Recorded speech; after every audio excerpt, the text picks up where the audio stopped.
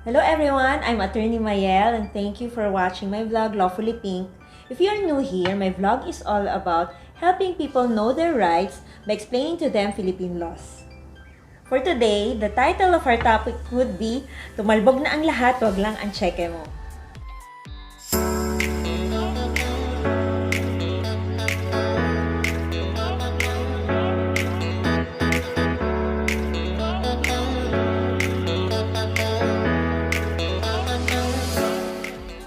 Ano ba ang special law na Batas Pambansa Bilang 22 or popularly known as Bouncing Checks Law? This is the act of making and issuing a worthless check or one that is dishonored upon its presentment for payment, and the issuer failed to satisfy the amount of the check or make arrangements for its payment within 5 banking days from notice of dishonor. Sino-sino ba ang persons liable for BP 22? Any person who makes or draws and issues any check to apply on account for value, knowing at the time of issue that he does not have sufficient funds in or credit with the drawee bank for the payment of such check in full upon its presentment, which check is subsequently dishonored by the drawee bank for insufficiency of funds or credit, or would have been dishonored for the same reason had not the drawer, without any valid reason, ordered the bank to stop payment. Any person who, having sufficient funds in or credit with the drawee bank, when he makes or draws and issues a check, shall fail to keep sufficient funds or maintain a credit to cover the full amount of the check if presented within a period of 90 days from the date appearing thereon, for which reason it is dishonored by the drawee bank. Again, meron po tayong dalawang ways para maging liable po ang isang tao ng violation of Batas Pambansa Bilang 22. Yun ay, number 1, mag-i-issue ka ng worthless check na alam mo naman na walang pondo, wala kang pondo sa bangko. Pangalawa, nag-issue ka nga ng cheque, alam mo na may pondo ka, pero kulang ang pondo to cover the amount of the check. To be liable for the violation of BP 22, the following essential elements must be present. Number 1, the making, drawing, and issuance of any check to apply for account or for value. Number 2, the knowledge of the maker, drawer, or issuer that at the time of the issue, he does not have sufficient funds in or credit with the drawee bank for the payment of the check in full upon its presentment. And third, the subsequent dishonor of the check by the drawee bank for insufficiency of funds or credit, or dishonor for the same reason had not the drawer, without any valid cause, ordered the bank to stop payment. Medyo pagtutuunan natin yung second element. Ito yung the knowledge of the maker, drawer, or issuer that at the time of issue he does not have sufficient funds in or credit with the drawee bank for the payment of the check in full upon its presentment. Okay. Sa case of Vaca versus Court of Appeal, the Supreme Court held that the moment na na-dishonor ang cheque, there is already a presumption, or in Tagalog, pagpapalagay, na alam mo na walang pondo ang cheque nung inisyu mo ito. Ngayon, presumption pa lamang iyan. Hindi ibig sabihin ay liable na agad ang nirereklamo mo ng BP 22. Kasi kailangan mong patunayan na alam niyang walang pondo ang cheque na inisyu niya. Para mapatunayan mo ito, the following requisites must be met. Number 1, dapat present mo sa bangko ang cheque within 90 days from the date appearing on the check. For example, ang date na nasa cheque ay April 5, 2020, you must present it in the bank within 90 days from April 5, 2020. Pero sabi ng Supreme Court sa Wong versus Court of Appeals, the 90-day period is not an element of the violation of BP 22 by failing to keep sufficient funds. A reasonable time, according to current banking practice for presentment of check to hold the maker, drawer, or issuer liable is within 180 days from date indicated therein.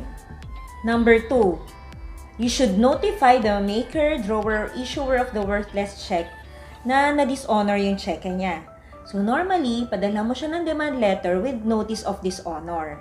Kasi you will be demanding payment from the maker, drawer, or issuer of the worthless check.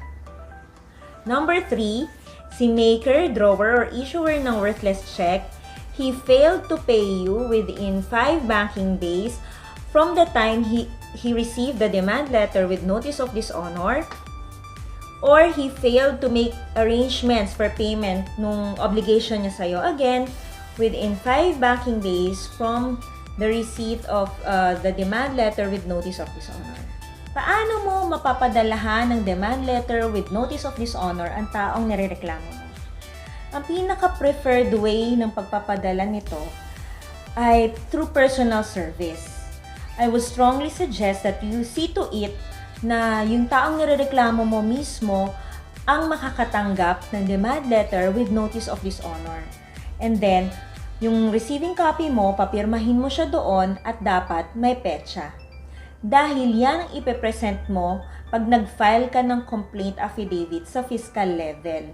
And eventually sa court, ito ang magiging proof mo na yung taong nirereklamo mo ng BP22 ay nabigyan mo ng demand letter with notice of dishonor and he failed to pay you within 5 banking days from the receipt of such notice, o kaya hindi din siya nakagawa ng arrangements to pay you within 5 banking days, again from the receipt of the notice of dishonor. Number 2, sa personal service of notice of dishonor, better na magsama ka na rin ng barangay tanod or kagawad. Dahil may mga instances na yung taong nirereklamo mo ay pagtataguan ka or he will refuse to receive the demand letter or notice of dishonor.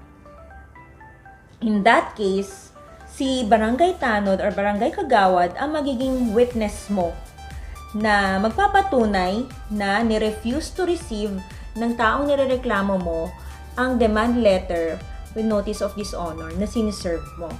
Ngayon, kung hindi ka naman pwede or busy ka, pwede namang ibang tao ang magpapadala ng demand letter with notice of dishonor. Basta, ipasama mo rin si barangay tanod or barangay kagawad sa kanya.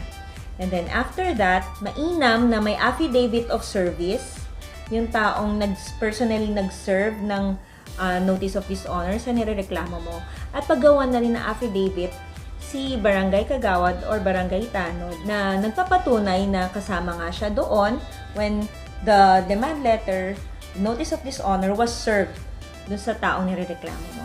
Now, pwede din na padalhan mo siya through registered mail, post office. Important na may registry return card para malaman mo kung doon pa ba nakatira or ni-refuse to receive. Now, pwede din via LBC.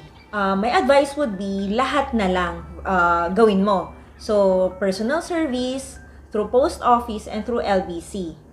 Para talaga makita ng court na ginawa mo lahat para mapadalahan ng demand letter with notice of dishonor ang taong nirereklamo mo. Very crucial itong notice of dishonor. Kasi pwedeng ma-acquit yung nirereklamo mo kapag hindi mo na-establish mabuti na naka-receive siya nito. Ngayon, pwede pa rin naman ma-overcome ng taong nirereklamo mo ang presumption of knowledge of insufficiency of funds. Paano? Kapag binayaran niya yung amount na nasa cheque or gumawa siya ng arrangements na magbabayad siya sa'yo ng full amount. Both dapat within 5 banking days from the time na na-receive niya ang demand letter with notice of dishonor. Saan mo dapat i-file ang BP22 case mo? Dapat i-file mo ito muna sa fiscal, sa Office of the City Prosecutor, kung saang city in-issue yung cheque, ginawa yung cheque, dineposit yung cheque, or na-dishonor yung cheque, or na-deliver yung cheque. Ngayon, pa nag-file ka ng complaint affidavit sa Office of the City Prosecutor, huwag mo kalimutan i-attach doon ang demand letter mo with notice of dishonor, kopya ng mga tumalbog na cheque, affidavit of service, at iba pang mga importanteng dokumento na magsusuporta sa kaso mo. Kailan mo dapat i-file ang BP22 case mo? Kailangan i-file mo ito within 4 years from the time the cause of action accrues. Beyond that, prescribed na iyon. Now, kapag nag-file ka ng BP22, pwede ka pa rin ba mag-file ng estafa sa nirereklamo mo? Yes, pwede. Dahil ang estafa, ang elements nito ay deceit and damage, which hindi naman kailangan sa case ng BP22. Dahil sa BP22, the mere fact na na-dishonor ang cheque, it creates public disturbance sa banking system. Deceit or damage is immaterial to the criminal liability of BP22.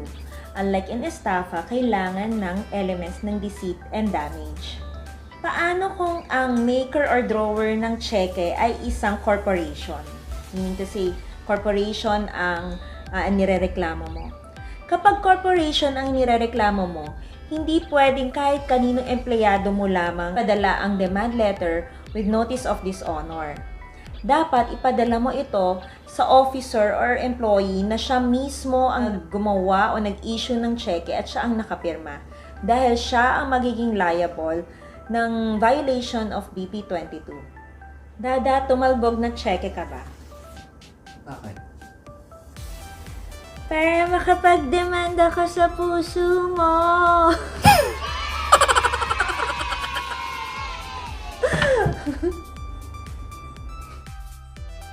For our Bible verse, I would like to share with you Romans 13 verse 8. Let no debt remain outstanding except the continuing debt to love one another. For whoever loves others has fulfilled the law. Guys, I hope may natutunan kayo. And if you have questions, please place them in the comment section of this video. Thank you so much. Have a blessed day.